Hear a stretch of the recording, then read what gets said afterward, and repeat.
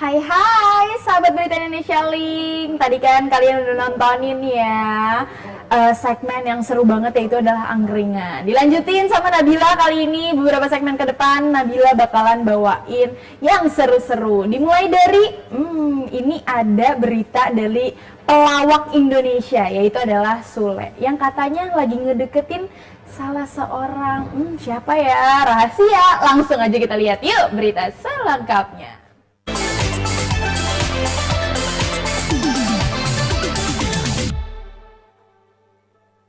Berita Indonesia Link, beritanya orang Indonesia.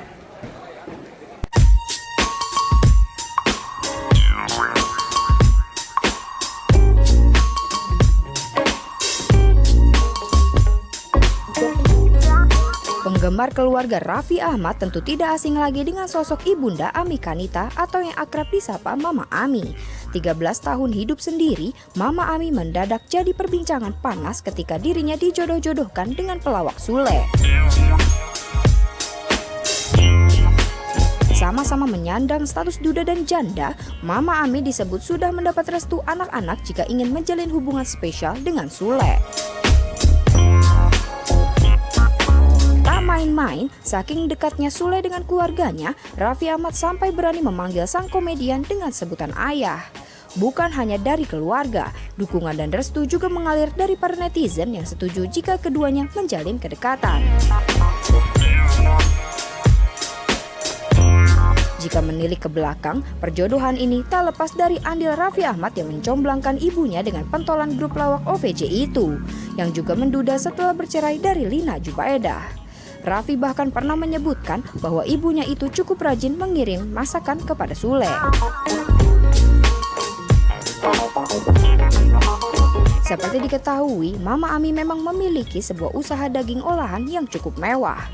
Sayangnya, perasaan Sule kini malah terbelah karena belakangan ini ia juga dikabarkan merapat ke pedangdut cantik Ayu Ting Ting.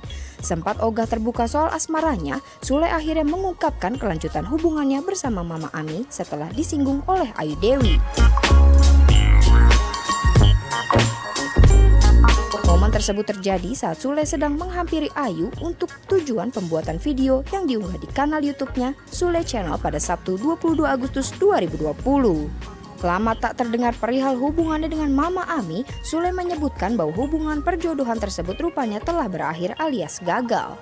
Sudah tak lagi bersama Mama Ami, Sule menuturkan bahwa dirinya kini sedang dekat dengan penyanyi dangdut Ayu Ting Ting.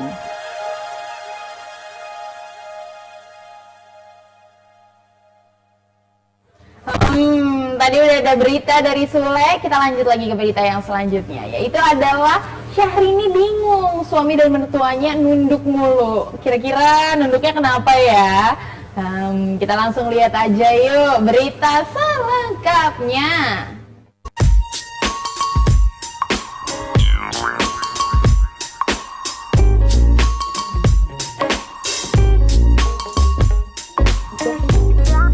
Penyanyi Syahrini mengungkap kisah rumah tangganya bersama Reno Barak. Di awal pernikahannya, dia sempat dibuat kesal oleh suami dan mertuanya.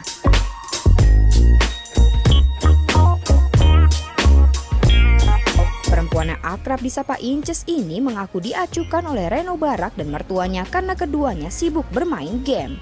Syahrini tidak mengetahui kalau keluarga Reno Barak suka bermain game.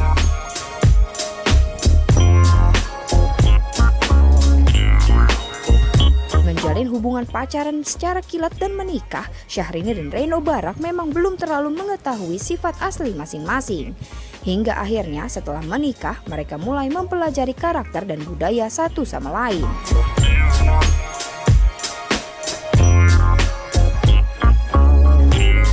Kekinian, pemilik nama asli Rini Fatimah Jailani ini justru ketularan bermain game bersama Reno Barak dan mertuanya.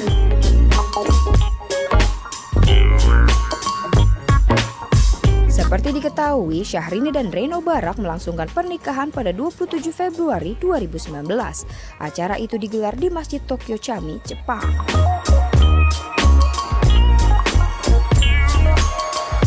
Keduanya memilih menikah secara tertutup, hanya keluarga dan kerabat dekat yang menghadiri momen sakral tersebut. Barulah 3 bulan kemudian mereka mengadakan resepsi di Indonesia. Acara itu dihelat di Four Seasons Hotel pada 3 Mei 2019 secara mewah.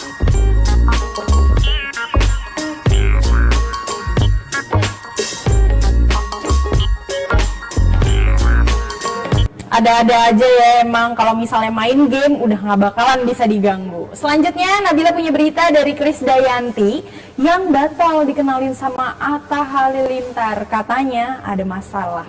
Masalah apa ya? Langsung aja kita lihat yuk.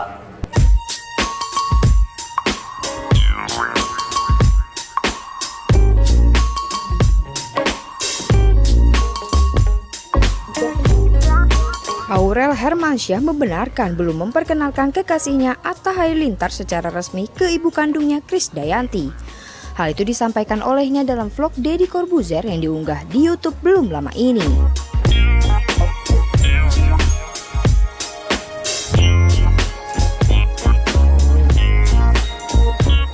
Semua berawal saat Deddy Corbuzier bertanya mengenai restu keluarga Aurel Hermansyah akan hubungannya dengan Atta Halilintar. Mendengar itu, Deddy Corbuzier sedikit terkejut. Maklum, sepengetahuannya Ashanty tidak menyukai Atta Halilintar.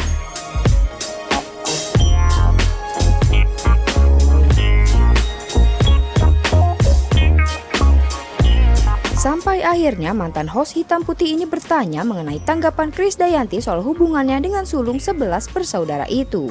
Tidak puas dengan jawabannya itu, bapak satu anak ini pun menyinggung apakah Aurel Hermansyah sudah memperkenalkan Atta Halilintar kepada KD.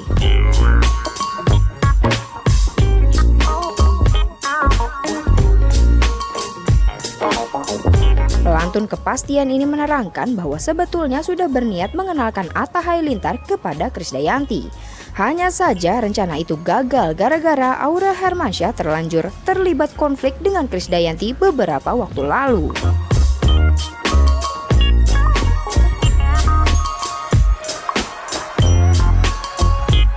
Tapi dia tidak memungkiri bahwa belum berbicara langsung kepada Krisdayanti soal pertemuan itu.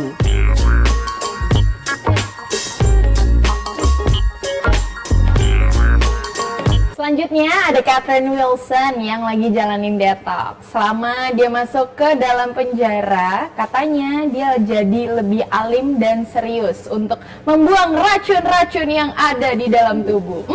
Langsung aja kita lihat.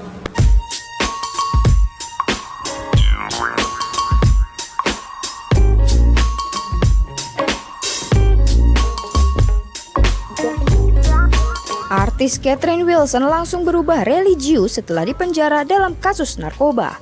Keket begitu ia disapa, kini jadi lebih rajin sholat.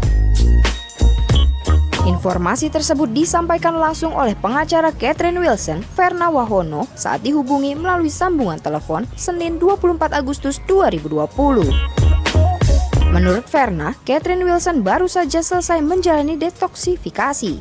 Usai detox, kondisi artis 39 tahun ini pun semakin membaik.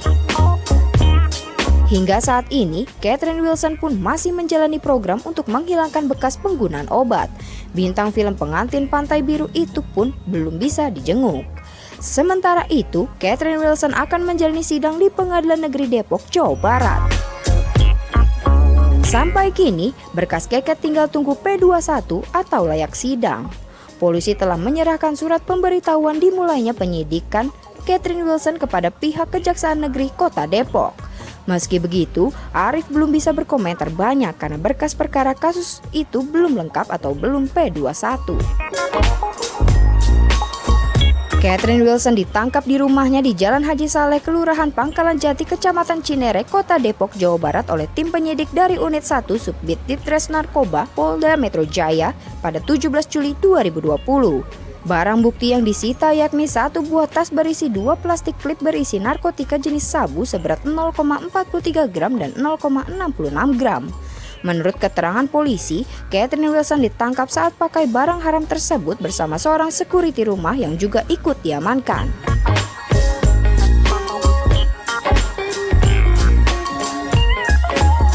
Gak berhenti di situ, Nabila masih punya 2 berita selanjutnya, yaitu adalah berita dari Chris Hatta dan juga Maya Estianty. Selengkapnya apa ya? Langsung aja kita lihat yuk berita yang ini.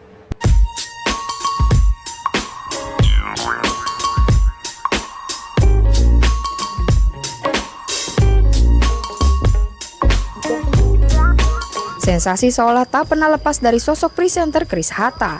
Bagaimana tidak, pada dugaan prostitusi yang melibatkan Hana Hanifah pada akhir Juli 2020 lalu, nama Chris Hatta ikut terseret di dalamnya. Bukan tanpa alasan, pasalnya Chris Hatta sempat sesumbar sudah berpacaran dengan Hana Hanifah. Mantan suami Hilda Fitria ini hubungannya dengan Hana Hanifah sejak keduanya digosipkan dekat. Bak membuktikan bahwa omongannya bukanlah pepesan kosong belaka, Chris Hatta sampai menyebut bahwa ia hafal bentuk lukuk tubuh kekasihnya itu. Pengakuan ia ungkap dalam vlog pribadinya di YouTube Chris Hatta Luis Alvaro yang diunggah 17 Juni 2020. Seolah mengisyaratkan kedekatan di antara mereka berdua, Chris Hatta lagi-lagi berujar dirinya sempat menginap di apartemen Hana Hanifah. Kadung sesumbar kanan kiri bahwa ia adalah pacar Hana Hanifah, Chris Hatta justru harus gigit jari karena cintanya bertepuk sebelah tangan. Bagaimana tidak, Hana Hanifah seolah melepehnya dengan membantah bahwa ada hubungan asmara di antara mereka, melainkan sekedar kolaborasi di channel YouTube. Belum reda pemberitaannya soal ini, Chris Hatta lagi-lagi diterpa isu tak sedap. Tak main-main, presenter 32 tahun itu dikabarkan tak menggaji karyawan yang pernah bekerja padanya. Enggan gosip ini bergulir bak bola liar, Chris Hatta buka suara dalam wawancaranya di YouTube Selebrita7.com. Alih-alih menyelewengkan gaji karyawannya, Chris Hatta justru mengaku bahwa dirinya lah yang tak kebagian untung dari channel YouTube yang dibangunnya sejak nol. Pasalnya saat itu ia masih mendekam di penjara akibat perseteruannya dengan Anthony Hilenar dan baru mencium udara kebebasan pada 22 Desember 2019 lalu.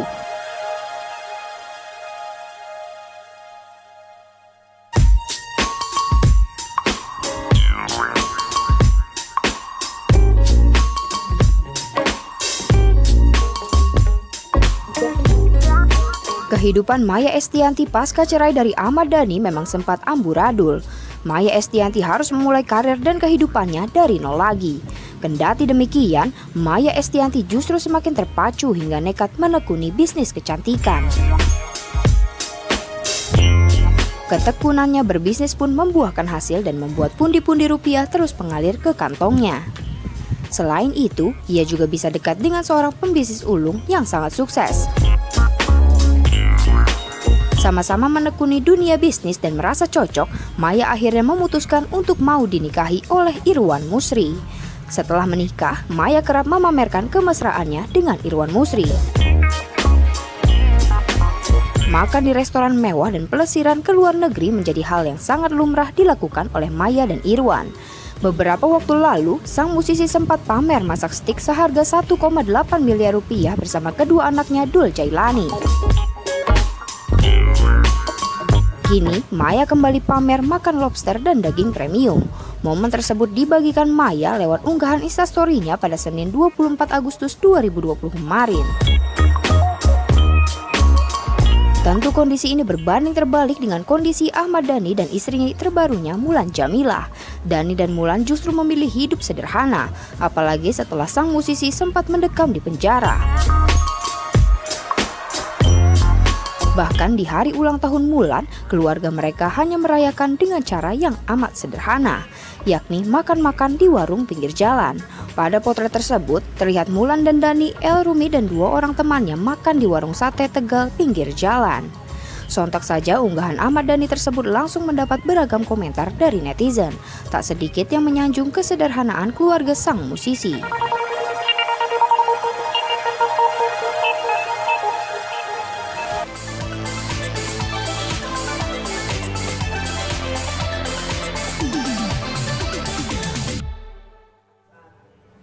Kali ini Nabila bakalan masuk ke segmen harga emas, falas, dan juga bahan pokok. Buat para mami-mami nih yang nungguin bahan pokok, jangan lupa untuk stay tune terus ya.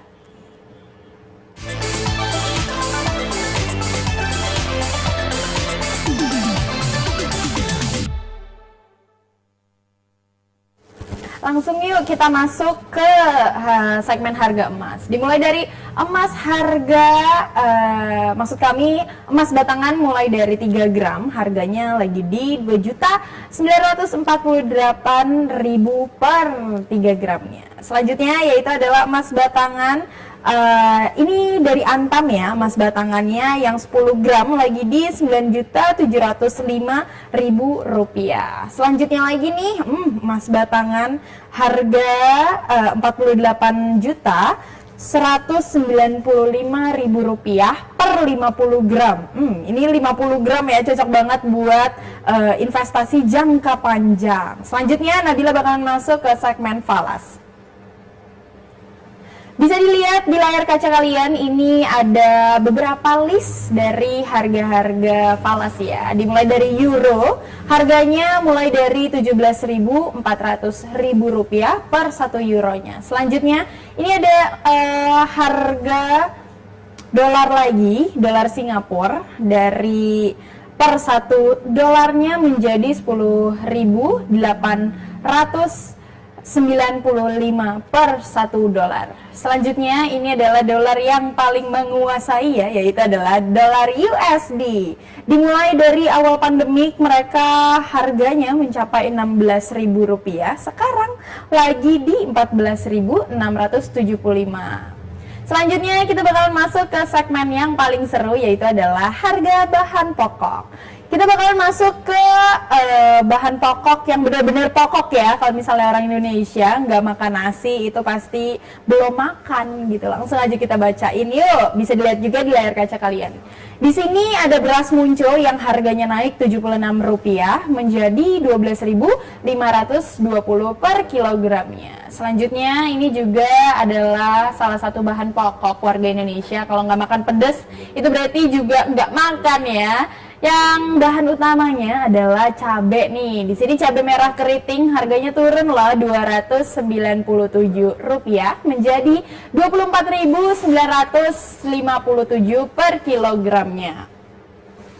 Langsung yuk kita ke next slide-nya. Masih ada nih beberapa informasi menarik lagi. Di sini ada harga kentang ukuran sedang, harganya stabil ya, Rp15.191 per kilogramnya. Selanjutnya lagi nih ada ikan.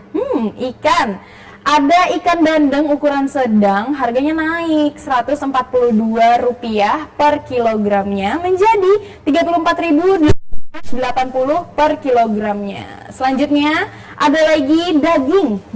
Di sini daging kambing sapi paha itu harganya naik Rp116.000 menjadi Rp122.906 per kilogramnya. Nggak sampai di situ, Nabila masih punya segmen selanjutnya. Ini juga segmen yang paling ditunggu-tunggu sama sahabat Berita Indonesia Link, yaitu adalah segmen marketplace. Jangan kemana-mana ya.